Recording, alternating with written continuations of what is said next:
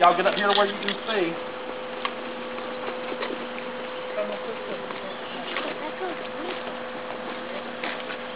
You see where that single window is right there? Or if you look at the color of the brick there, and then you look at the color of the brick right here. Do you see any difference there? Yeah. Huh? One's more weathered than the other.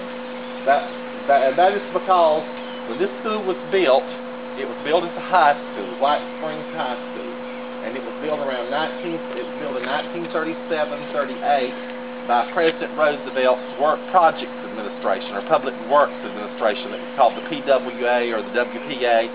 It was part of his New Deal, Franklin D. Roosevelt. He was the only American president to be president he was elected for the 4th consecutive term, but he didn't serve out the 4th consecutive term because the Second World War was going on. But he had this school built, and you can see where the brick changes color. This wing over here was built first. This whole wing over here was built first. It was the first part of the school to be built. And they closed the old school, which was over on River Street, and people walked on a trail through here, and they came to this part of the building. And then the following year, they finished up this section, so you see a different color of brick there. They finished up the section that includes the auditorium and all of that over there. Now, when they first finished it, for the first 12 years, they didn't have a lunchroom here on this site. In the old school building that was over on River Street, and I'll show you where that was located, they served what they did for school lunch programs then. The school lunch program actually was not implemented until sometime probably in the state of Florida during the late 40s, but it actually didn't come here until around 1950.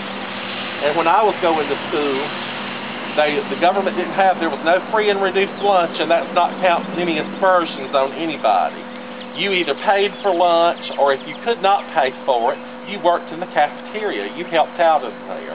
And then you paid for your lunch that way by helping out in the cafeteria.